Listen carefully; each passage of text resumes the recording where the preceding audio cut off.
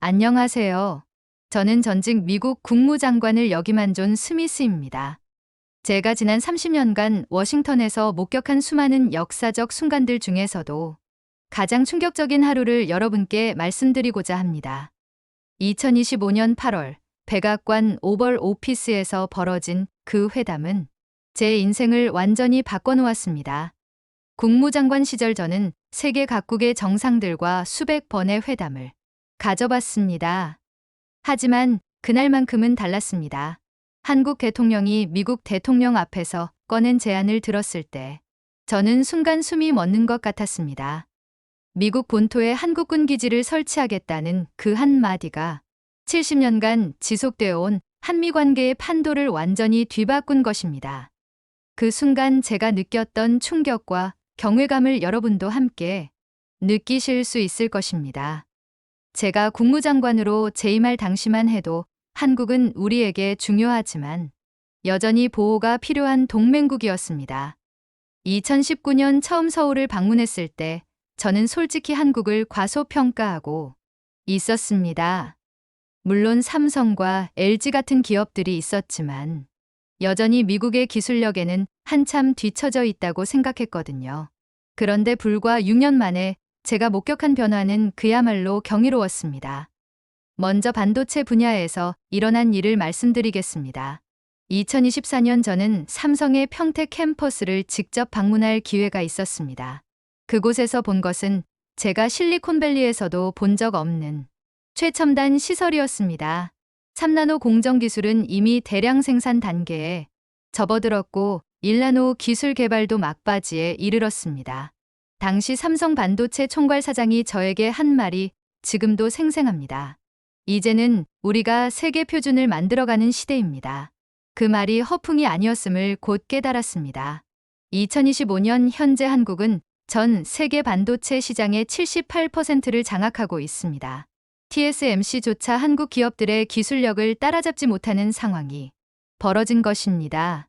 하지만 진짜 충격은 인공지능 분야에서 일어났습니다. 제가 2023년 카이스트 AI 연구소를 방문했을 때의 일입니다. 그곳 연구진들이 개발한 KGPT라는 모델을 시험받았는데 챗GPT를 훨씬 뛰어넘는 성능을 보여주었습니다. 단순히 언어 처리 능력만이 아니었습니다. 실시간 추론 능력, 창의적 문제 해결, 그리고 무엇보다 한국어와 영어를 완벽하게 구사하는 다국어 처리 능력이 압도적이었습니다. 그때 저는 깨달았습니다. 이미 게임이 바뀌었다는 것을요. 네이버와 카카오가 합작으로 설립한 KAI 컨소시엄은 2024년 말 기준으로 구글과 마이크로소프트의 AI 기술력을 완전히 추월했습니다. 더욱 놀라운 것은 친환경 에너지 분야였습니다. 한국이 개발한 차세대 태양광 패널의 효율은 무려 47%에 달했습니다. 기존 패널의 2배가 넘는 수준이었죠. 내가 직접 확인한 울산의 수소 생산 시설은 그야말로 미래 도시 같았습니다. 하루 생산량만 1만 톤에 달하는 세계 최대 규모였습니다. 현대중공업이 개발한 친환경 선박 기술은 이미 전 세계 조선업계의 새로운 표준이 되었습니다. 암모니아 연료 추진 시스템을 탑재한 초대형 컨테이너선이 벌써 20척 이상 운항 중입니다. 하지만 저를 가장 놀라게 한 것은 군사 기술의 발전이었습니다. 2024년 한미연합훈련에서 저는 한국군의 신무기 체계를 직접 목격했습니다. KF-21 전투기는 이미 F-35를 능가하는 성능을 보여주었고 한국이 독자 개발한 스텔스 기술은 미국 것보다 훨씬 진보된 수준이었습니다. 특히 한국의 미사일 방어 체계인 KSHIELD는 북한뿐만 아니라 중국과 러시아의 위협까지 완벽하게 차단할 수 있는 능력을 보유했습니다. 그 순간 저는 깨달았습니다. 한국이 더 이상 보호받아야 할 동맹국이 아니라는 것을요. 2025년 초 저는 은퇴 후 첫 한국 방문에서 문득 이런 생각이 들었습니다. 과연 지금 누가 누구를 보호하고 있는 걸까? 한국의 경제 규모는 이미 일본을 추월했고 1인당 GDP는 4만 5천 달러에 달했습니다. 기술력은 미국과 어깨를 나란히 하는 수준에 이르렀습니다. 그리고 무엇보다 한국이 구축한 글로벌 네트워크가 인상적이었습니다. 동남아시아는 물론 중동, 아프리카, 심지어 남미까지 한국의 영향력이 닿지 않는 곳이 거의 없었습니다. 바로 그때 저는 예감했습니다. 곧 역사적인 변화가 일어날 것이라는 것을요. 그해 8월 아침, 저는 백악관으로 향하는 차 안에서 묘한 긴장감을 느꼈습니다. 30년간 수많은 정상회담을 지켜봤지만 그날만큼은 뭔가 다른 기운이 감돌았습니다. 미국 대통령의 특별 자문관 자격으로 회담에 참석하게 된 저는 사실 그리 큰 기대를 하지 않았습니다. 평범한 동맹국 간의 정례 회담 정도로만 생각했거든요. 하지만 오벌 오피스에 들어서는 순간 분위기가 심상치 않음을 직감했습니다. 한국 대통령의 표정에서 범상치 않은 자신감이 느껴졌습니다. 그것은 제가 지난 30년간 어떤 한국 지도자에게서도 본 적 없는 모습이었습니다. 회담이 시작되자마자 미국 대통령이 먼저 입을 열었습니다. 한국 대통령, 주한미군 주둔비 분담 문제를 논의해야겠습니다. 미국 납세자들의 부담이 너무 크다는 여론이 있어서요. 저는 속으로 또 시작이구나라고 생각했습니다. 미국 대통령의 전형적인 협상 방식이었거든요. 그런데 한국 대통령의 반응이 예상과 완전히 달랐습니다. 그는 잠깐 미소를 지은 후 차분하지만 확고한 목소리로 말했습니다. 미국 대통령, 오히려 제가 제안이 있습니다. 그 순간 회담장의 공기가 완전히 바뀌었습니다. 저는 무의식적으로 몸을 앞으로 기울였습니다. 이제 한국군이 태평양 방위를 직접 책임지겠습니다. 주한미군은 더 이상 필요하지 않습니다. 미국 대통령의 얼굴이 순간 굳어졌습니다. 저 역시 깜짝 놀라 펜을 놓쳤습니다. 하지만 한국 대통령은 거기서 멈추지 않았습니다. 대신 미국 본토에 한국군 기지 설치를 제안합니다. 태평양 서안 지역의 안보를 한국이 담당하겠다는 뜻입니다. 그 말을 들은 순간 저는 머리가 하얘지는 것 같았습니다. 70년간 지속되어 온 한미동맹의 패러다임이 한순간에 뒤바뀌는 소리였습니다. 미국 대통령이 당황한 기색을 감추지 못하며 물었습니다. 그게 가능한 일입니까? 한국이 그런 능력을 갖추고 있다고 보십니까? 한국 대통령은 미리 준비해온 듯 서류를 꺼내며 답했습니다. 현재 한국은 7개국과 상호방위 조약을 체결했습니다. 호주, 인도, 베트남, 필리핀, 태국, 싱가포르, 그리고 인도네시아까지요. 저는 그 내용을 들으며 충격에 빠졌습니다. 언제 이런 일이 벌어진 걸까요? 한국 해군의 이지스함 12척이 이미 태평양 전역에 배치되어 있습니다. KF-21 전투기 200여 대가 24시간 순찰 임무를 수행하고 있고요. 한국 대통령이 제시한 자료는 그야말로 충격적이었습니다. 한국이 독자 개발한 차세대 잠수함 KSS-4가 이미 8척 건조되어 태평양 곳곳에 은밀히 배치되어 있다는 것이었습니다. 더욱 중요한 것은 경제적 파트너십입니다. 한국 대통령이 두 번째 서류를 펼쳤습니다. 한국은 이미 동남아시아 10개국과 통화스와프 협정을 체결했고 총 5천억 달러 규모의 경제협력기금을 조성했습니다. 그 순간 저는 깨달았습니다. 이것은 단순한 제안이 아니라 치밀하게 계획된 전략이었다는 것을요. 중국의 1대1로보다 훨씬 실질적이고 효과적인 아시아 경제 블록을 구축했습니다. 미국 대통령의 얼굴에서 점점 여유가 사라지고 있었습니다. 한국 대통령은 마지막 카드를 꺼내들었습니다. 그리고 한국이 개발한 6세대 전투기 KF-XE의 성능시험 결과를 공개하겠습니다. 스크린에 나타난 영상은 그야말로 충격적이었습니다. 마하 3.5의 속도로 비행하는 전투기가 동시에 20개의 목표물을 정확히 타격하는 장면이었습니다. 이 전투기는 이미 24대가 실전 배치되었습니다. 저는 숨이 막히는 것 같았습니다. 미국의 F-22조차 능가하는 성능이었습니다. 미국 대통령이 조심스럽게 물었습니다. 만약 미국이 이 제안을 받아들이지 않는다면? 한국 대통령의 표정이 한순간 차갑게 변했습니다. 그렇다면 한국은 독자적인 길을 걸어가겠습니다. 이미 유럽연합과 별도의 안보협정을 논의 중입니다. 러시아와 중국도 한국의 새로운 역할에 대해 긍정적인 반응을 보이고 있습니다. 그 말을 들은 순간 저는 상황의 심각성을 깨달았습니다. 미국이 한국을 잃는다면 아시아 전체에서의 영향력을 상실할 수도 있다는 것이었습니다. 회담장에는 긴 침묵이 흘렀습니다. 시계의 초침 소리만이 들릴 정도였습니다. 미국 대통령이 마침내 입을 열었습니다. 구체적인 조건을 들어보겠습니다. 그 순간 저는 알았습니다. 게임이 끝났다는 것을요. 한국 대통령은 승리를 확신한 듯 차근차근 설명했습니다.